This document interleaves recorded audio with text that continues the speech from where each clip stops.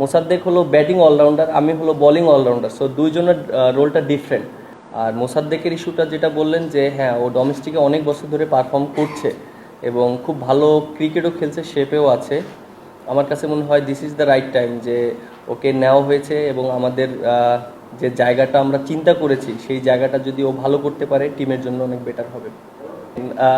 আমি একটা কথা বলি, মোসাদ্দেকের ইস্যুটা যে আমি আর মোসাদ্দেক কিন্তু একসাথে বাংলাদেশ টিমে অনেকদিন খেলেছি এবং আপনারা যদি দেখেন 19 সালের ওয়ার্ল্ড কাপে আমরা খেলেছি একসাথে। সো আমার কাছে মনে হয় এটা কোনো ডিফারেন্ট কোনো ইস্যু না। মোসাদ্দেকের রোলটা প্লে করবে, আমি আমার রোলটা প্লে করব।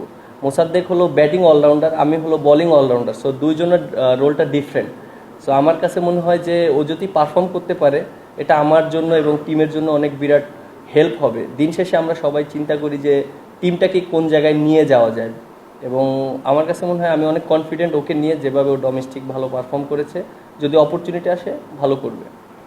না, আপনি আমাদের এরকম একটা যদি অপশন থাকে আমাদের টিমের জন্য হেল্প হবে।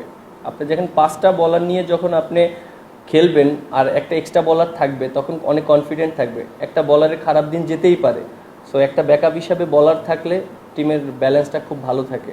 আর অপরচুনিটি থাকলে অবশ্যই ভালো করার চান্স থাকবে। আর আমার কাছে মনে হয় যে সে ডোমেস্টিকে অনেক ভালো বোলিং করেছে এবং সে প্রুভেন। আমার কাছে মনে হয় সে ভালো জায়গায় বল করলে ভালো হবে এবং অ্যাজ এ ক্যাপ্টেন হিসাবে আমারও অনেক কনফিডেন্ট থাকবে তাকে নিয়ে যদি ভালো বল করে।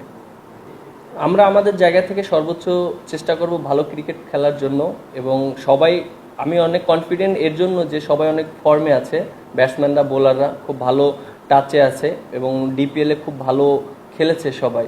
এবং হ্যাঁ, আমাদের জন্য এটা একটা বিরাট অপরচুনিটি, যেহেতু অস্ট্রেলিয়া আমাদের সাথে অনেক বছর পরে সিরিজ আমরা খেলছি ওদের সাথে, যেহেতু হোম গ্রাউন্ড, আমরা যদি সেটা নিতে পারি আমাদের জন্য খুবই ভালো হবে।